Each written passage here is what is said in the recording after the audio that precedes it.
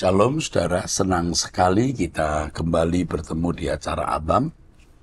Kita memasuki episode 1089, saya didampingi oleh Dr. Edi. Mari Pak Edi kita mulai. Seorang wanita usia 19 tahun, status belum menikah, tinggal di Jakarta. Shalom Pak Eras, pendeta pendamping dan tim Abam. Saya yang waktu itu bertanya di Abam episode 1047 di menit 18.01 tentang kesaksian ketua komsel saya di gereja non-GSKI yang ikut perang tiket konser, dan Bapak jawab mungkin bisa jadi diberikan oleh Tuhan atau tidak.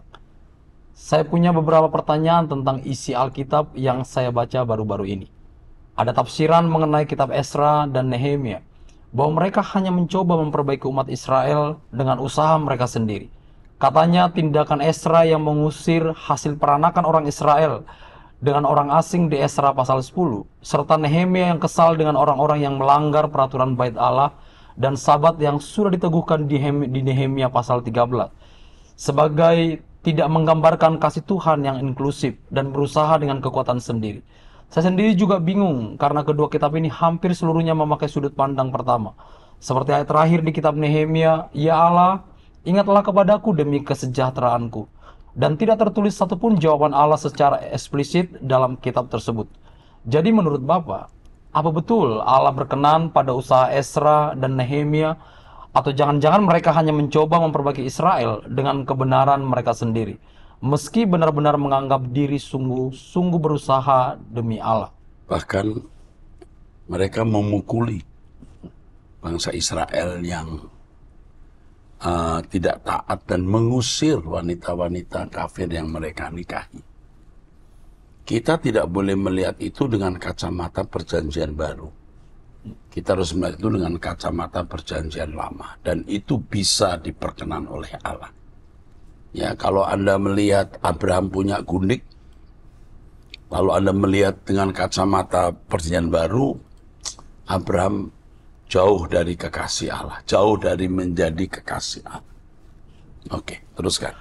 Dalam khotbah yang saya dengar selama ini, yang sebagian besar ditekankan dari Ayub pasal 1 sampai dengan pasal 2, terutama ayat Tuhan yang memberi, Tuhan yang mengambil, yang digunakan untuk menggambarkan Ayub yang saleh dan sepenuhnya berserah pada Tuhan. Tetapi pasal 3 sampai dengan 41 cenderung dilewati. Dari yang saya tangkap di pasal-pasal tersebut, Ayub menuduh Allah mau terus memburunya dan menyiksanya tanpa alasan apa-apa, padahal hidupnya benar dan suci. Sedangkan teman-temannya hanya stuck pada doktrin bahwa orang benar pasti diberkati dan orang fasik pasti dikutuk. Bahkan menuduh kalau Ayub sudah melakukan sesuatu yang jahat sehingga dihukum. Tapi Ayub kesannya terus ngotot, pokoknya saya tidak salah dan saya mau klarifikasi darinya. Yang pertama, oke. Kira-kira apa saya keliru ya Pak? Oke. Terus? Pula beberapa ayat dari Ayub mengapa dipakai sebagai ayat hikmat seperti pasal 28. Padahal dia sedang mengucapkan itu dalam kondisi depresi dan marah dengan Tuhan. Kenapa Tuhan di pasal 42 menyalahkan teman-teman Ayub dan mengatakan bahwa Ayub berkata yang benar? Padahal sepanjang kitab Ayub terus menuduh Tuhan kejam terhadapnya. Itu saja pertanyaan dari saya. Terima kasih sebelumnya atas jawaban Pak Eras. Maaf kalau terlalu panjang, Tuhan memberkati. Kitab Ayub itu kaya dengan kebenaran. Tetapi menjawab dulu pertanyaanmu ya, atau pernyataanmu. Ayub memang luar biasa. Luar biasa dari karakter Ayub. Harus dilihat dari pasal pertama. Bagaimana Ayub ternyata memang orang saleh, dinilai Allah loh, saleh, menjauhi kejahatan. Itu penilaian Alkitab jelas begitu terhadap Ayub. Ayub selalu mengadakan kurban untuk anak-anaknya kalau mereka berbuat dosa atau berbuat salah. Ayub berkata Tuhan yang memberi, Tuhan yang mengambil. Dan Ayub tidak berbuat salah dalam perkataannya walaupun dia mengalami begitu hebat tantangan. Ya. Ini harus diakui sebagai kebenaran yang patut contoh. Tetapi Ayub tidak sempurna, dia tetap manusia. Pasal 3-41 cenderung dilewati. Ada pernyataan-pernyataan Ayub yang luar biasa sebenarnya. Seperti Allah tahu jalan hidupku, kalau dia menguji aku akan muncul seperti emas. Itu pernyataan Ayub di antara pasal 3-41.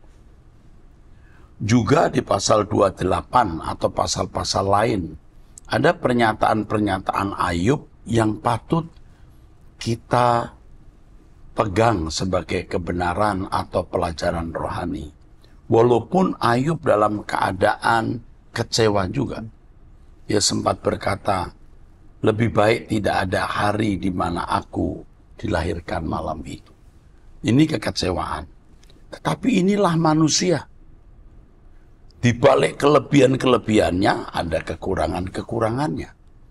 Dan kita harus mengakui Ayub istimewa sekali. Nah, di pasal 42 silahkan baca. Kalaupun Ayub salah dalam berbicara dan bersikap, Ayub berkata, ku cabut semua perkataanku. Ya kan? Ya. Selama ini aku hanya mendengar tentang kau, sekarang aku melihat sendiri. Begitu di pasal terakhir. Jadi Ayub mengalami semua keadaan itu untuk mengenal lebih mendalam Allah.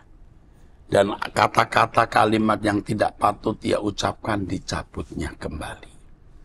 Adapun kesalahan teman-temannya adalah teman-temannya berkoridor pada standar agamani. Kalau tidak salah ya Ayub tidak akan dihukum. Padahal Allah melakukan atas apa yang dialami Ayub itu sebagai cara Allah memberkati Ayub yang sudah saleh.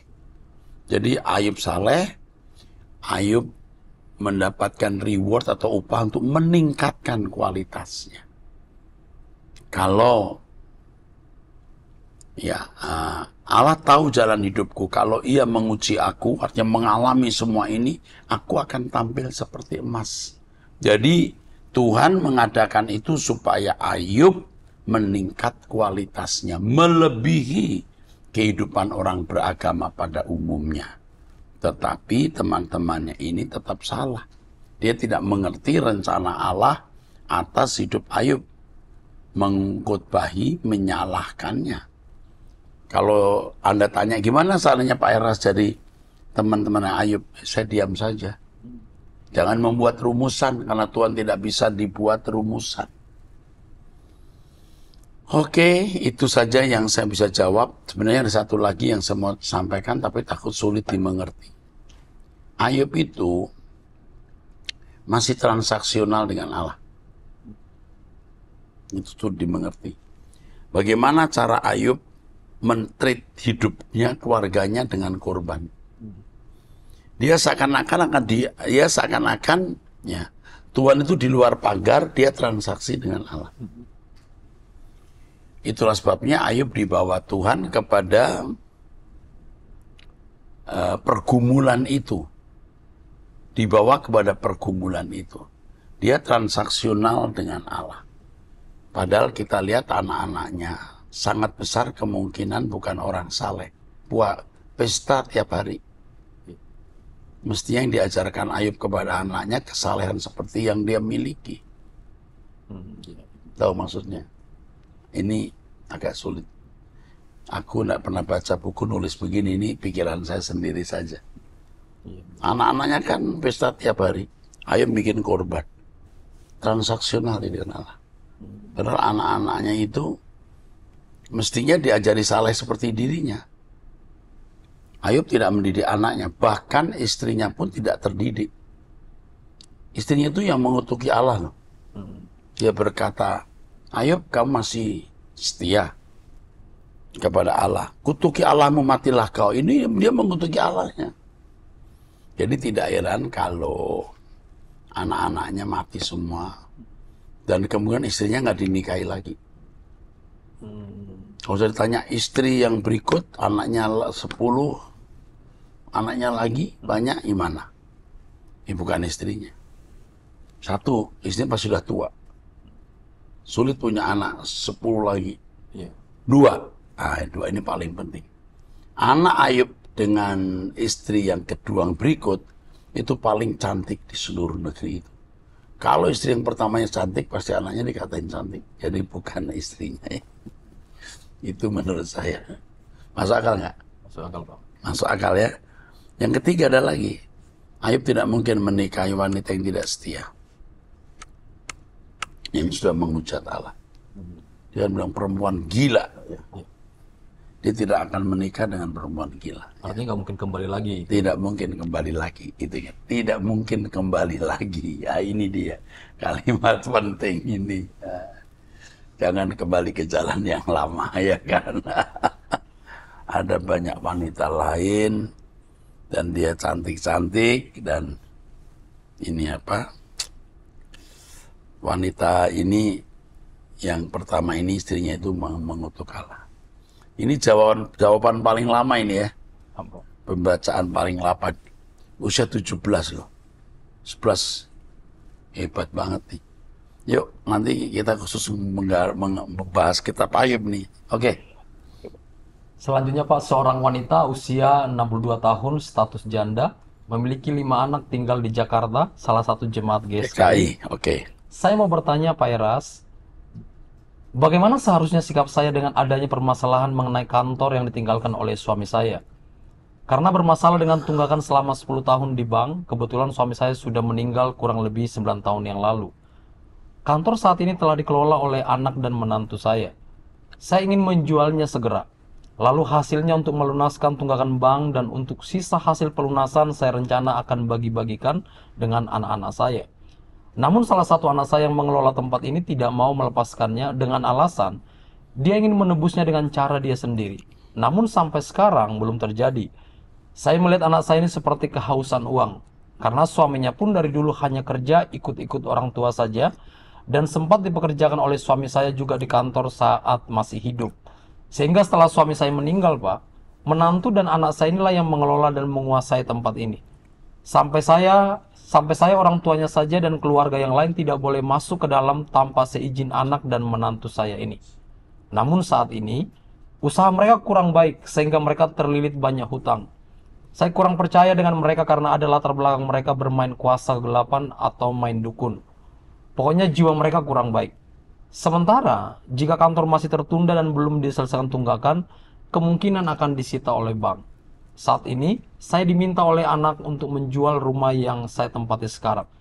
Padahal dari sinilah mata pencaharian saya karena saya kontrakkan kamar-kamarnya. Bagaimana sikap saya seharusnya? Apakah saya diam saja atau seperti apa, Pak? Yang pertama, rumah untuk kontrakan tidak boleh dijual. Apapun yang terjadi, mau intimidasi apapun, tidak dijual.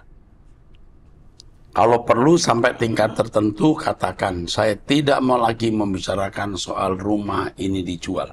Karena itu untuk hari tua ibu. Ibu usia 62 tahun. Jangan sampai ibu nanti tidur di emperan toko orang, ibu dimasukkan penjara karena masalah uang. Ya, biar rumah itu untuk kontrak. Yang kedua, jika ibu dapat hikmat dari Tuhan atau diperkenan Tuhan menjual kantor, jual. Ibu beri waktu anak setahun, atau 6 bulan, atau 2 tahun, atau setahun, paling tidak setahun saja.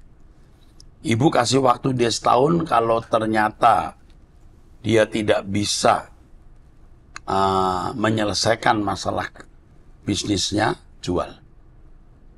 Atau dia suruh membeli kantor itu. Kalau kantor harganya 10, misalnya dia punya bagian 3, ya, suruh yang 7 dia bayarkan untuk saudara-saudara yang untuk ibu. Ya, oke. Saya kira itu jawaban saya.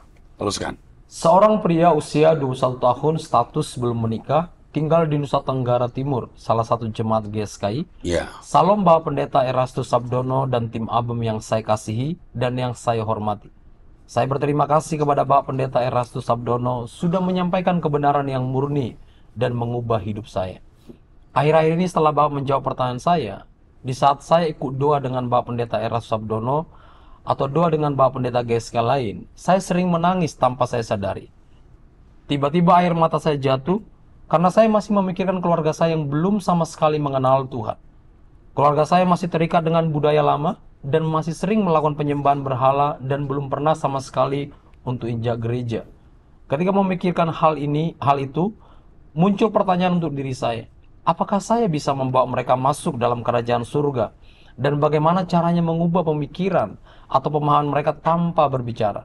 Bagi saya, untuk mengubah pemikiran orang tua bukanlah hal yang gampang. Kalau saja perubahan saya juga muncul atau tampak di depan mereka akan berpikir kita juga mengajarkan dia untuk melakukan hal yang baik. Karena mereka juga mendapatkan pengajaran dari orang tua untuk berbuat baik dengan orang lain. Jadi kalau saya berbuat baik atau berusaha untuk menunjukkan Kristus dalam hidup saya, mungkin saja mereka akan berpikir itu hal biasa saja. Karena mereka betul-betul tidak tahu tentang pengajaran Allah dan siapa itu Yesus Kristus. Kehidupan seperti Yesus itu lebih dari sekedar baik. Nanti ya satu hal, kamu akan memiliki keadaan yang dilihat berbeda kalau kamu benar-benar berubah. Kamu jangan show, jangan tunjukkan tentang kebaikanmu. Mengalir saja. Pasti ada momentum, ada saat di mana mereka melihat hal yang istimewa dalam hidupmu, atau ada saat di mana kamu bisa membuka mulut atau bicara. Atau dengan cara lain Tuhan memukul keluargamu dengan sesuatu hal. Lalu kamu tampil sebagai pahlawan. Tunggu waktunya. Saya mohon doa dari Bapak Pendeta Eras Sabdono buat keluarga saya yang belum mengenal Tuhan. Kamu yang bertanggung jawab untuk menyelamatkan mereka, dan Tuhan mau pakai kamu jadi alat Tuhan menyelamatkan mereka. Saya rindu sekali keluarga saya ada di samping Bapak Elohim Yahweh. Saya tidak mau kalau hanya saya sendiri. Di saat saya berdoa, saya sering minta Tuhan untuk mempunyai gairah dalam membangun hubungan pribadi dengan Tuhan. Setelah saya meminta Tuhan, sudah beberapa kali saya sadar tengah malam ada suara yang berkata, ayo bangun untuk berdoa, menyembah Tuhan. Tetapi tubuh saya sangat lemah karena saya selalu berpatokan dengan Matius pasal 7 ayat 21. Bukan setiap orang yang berseru kepadaku Tuhan, Tuhan, akan masuk ke dalam kerajaan sorga, melainkan dia yang melakukan kehendak Bapa-Ku yang melakukan kehendak Bapa yang masuk surga. Karena yang masuk surga orang yang melakukan kehendak Bapa, maka kamu harus banyak berdoa untuk mendapat kekuatan melakukan kehendak Bapa. Saya mohon Bapak Pendeta Eras Sabdono menjelaskan mengenai Matius pasal 7 ayat 21, supaya saya tidak mempunyai pemahaman yang salah. Jujur rohani saya belum terlalu baik. Melakukan kehendak Bapa itu artinya bertindak seperti Yesus bertindak. Karena melakukan kehendak Bapa di sini standarnya Tuhan Yesus. Ya, jadi seperti Yesus. Nah, untuk itu banyak berdoa supaya kita bertumbuh.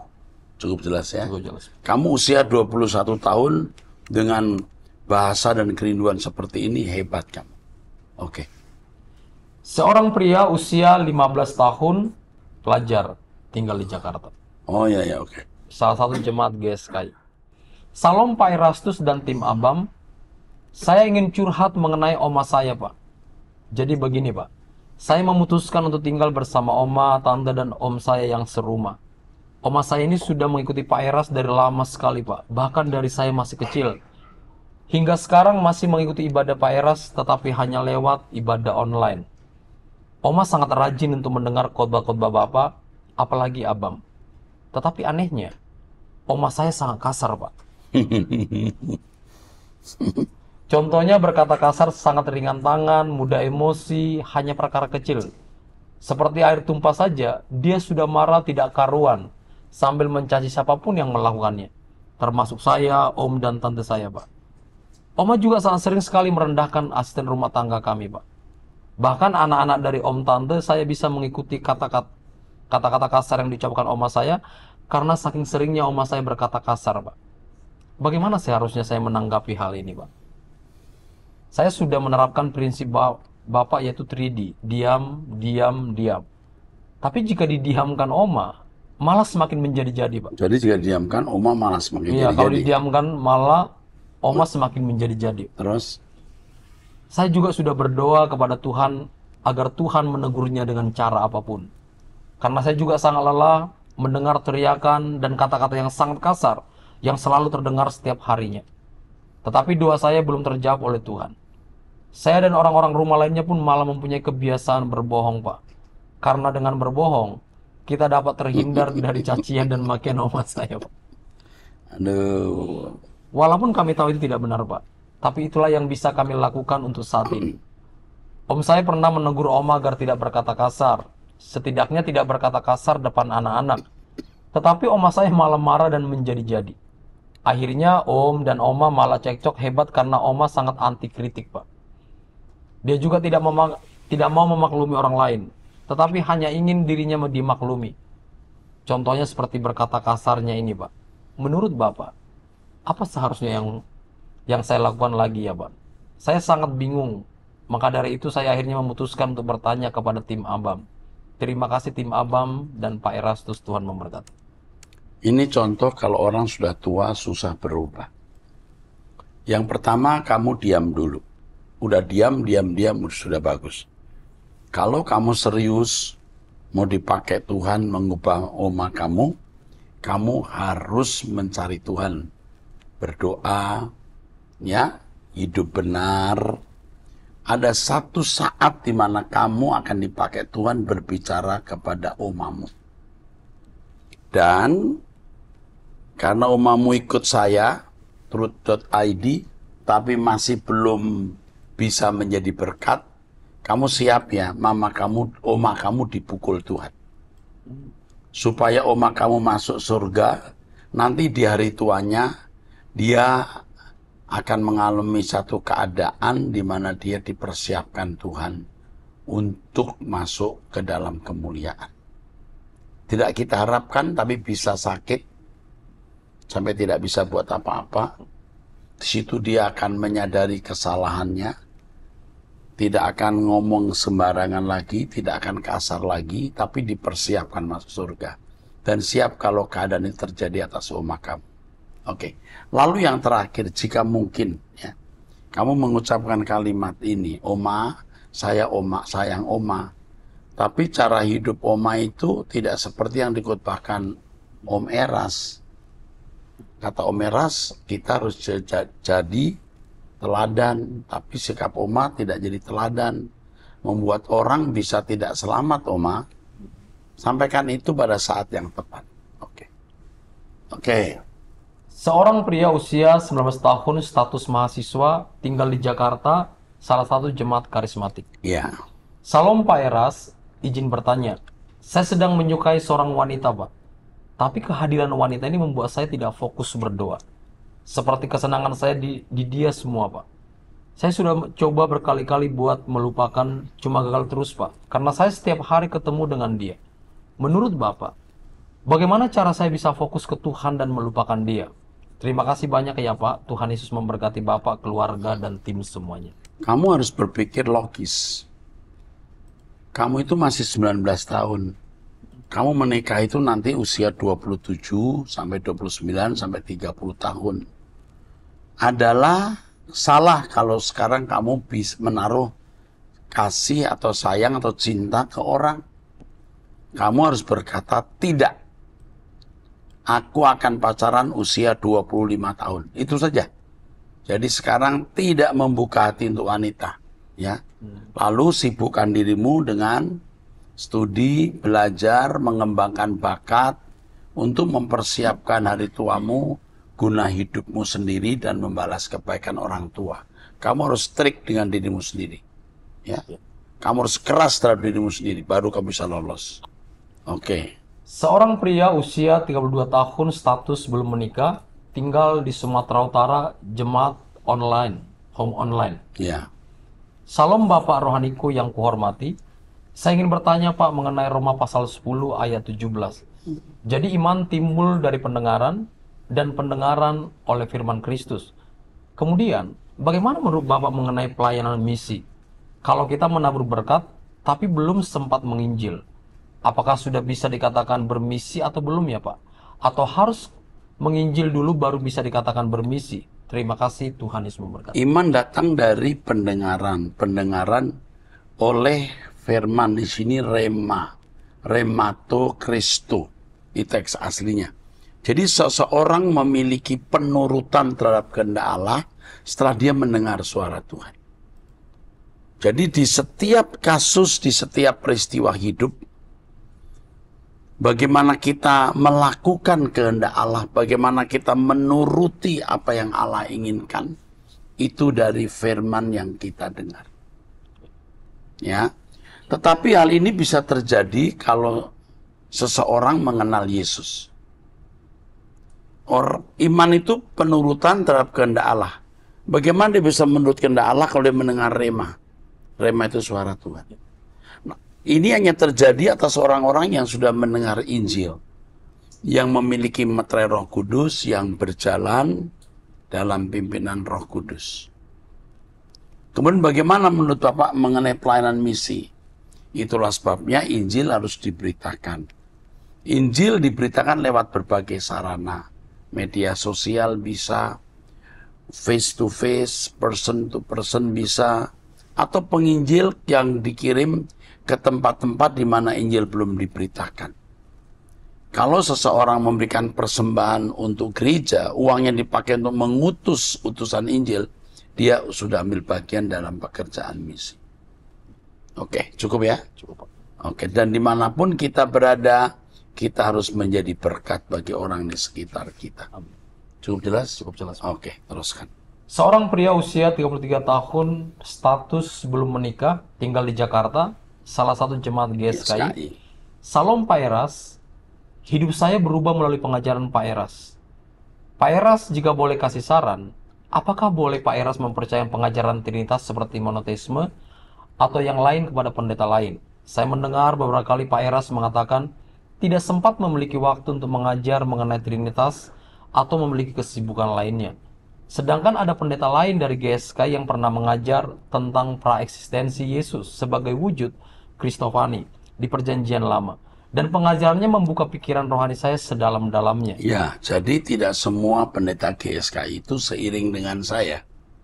Karena saya belum mengajarkan monoteisme secara utuh. Di dalam Perjanjian Lama, istilah Kristofani itu tidak ada di Alkitab. Kalau Teofani itu juga tidak ada istilahnya. Namun ini Bapak yang menyatakan diri. Kalau Kristofani tidak ada. Dan itu salah. Jadi ini sebenarnya hanya ajaran yang tidak sesuai Alkitab atau dipaksakan. Kristus diperanakan oleh Allah pada masa tertentu. Jadi jangan berpikir Kristus sudah ada di masa sebelum prasejarah. Karena Allah berkata, pada hari ini kau kuperanakan. Jadi ada hari di mana Yesus diperanakan. Ya. Dan itulah ketika Roh Kudus ya, melalui di dalam rahim Maria melahirkan Yesus. Jadi lahir dari Roh Kudus, dari Roh Allah. Oke, teruskan. Sebenarnya saya tidak begitu memperdulikan apakah Yesus sudah ada sebelum datang ke dunia atau tidak. Ya, mestinya begitu. Kita tidak terlalu pusing itu, karena yang penting Yesus menjadi manusia seutuhnya. Karena bagi saya, itu tidak begitu prinsip. Yang sangat saya yakin adalah Yesus sudah menunaikan tugas Bapa untuk datang ke dunia menebus dosa manusia. Itulah yang penting, benar. Terus mengembalikan rancangan semula serupa dengan Yesus sempurna seperti Bapa, dan kembali kepada Bapa dan menjadi Tuhan atau Raja bagi kemuliaan Bapa di surga. amin. Saya akan sangat gembira jika Pak Eras dan pendeta lain saling bekerja sama untuk mengabarkan suara kebenaran Injil sesuai panggilan atau tugasnya selama ada di bumi. Maaf Pak Eras jika ada kata-kata yang tidak berkenan atau tidak sopan. Saya hanya ingin Pak Eras fokus untuk berkhotbah atau memarahi jemaat, memimpin doa puasa dengan puji-pujian yang bisa menyentuh hati, dan sebagainya. Dan pendeta lain bisa fokus mengajar atau mengadakan seminar-seminar pendalaman Alkitab. Tentu tidak lepas dari berkhotbah atau memimpin jemaat juga, sesuai panggilan atau penempatan dari masing-masing cabang GSKI. Terima kasih Pak Eras sudah mendengar saran saya. Saya berhutang kebaikan Bapak yang sudah menjadi teladan bagi saya secara pribadi. Salam langit baru, bumi baru, Tuhan Yesus memberkati. Pada umumnya pendeta-pendeta GSKI itu anak-anak rohani saya yang dulu sebelum menjadi pendeta juga orang-orang awam yang saya dukung untuk sekolah, saya ajar berkhotbah, saya beri kepercayaan menggembalakan jemaat, ya. Tapi tidak semuanya mengikuti jejak saya. Terutama kalau sudah pintar berteologi. Biasanya malah saya melihat ia lepas dari ikatan batin dengan saya. Jadi saya ingatkan tidak semua pendeta GSKI itu mengajarkan ajaran monoteisme yang benar. Sebab saya sendiri belum selesai mengajarkan monoteisme. Kiranya Roh Kudus memberi kamu nurani untuk bisa membedakan kebenaran dan yang bukan kebenaran. Kecerdasan berpikir, teologi yang tajam, bukankah jaminan itu suara Allah. Tetapi firman yang mengubah hidup itu baru suara Allah. Sampai jumpa, Tuhan memberkati.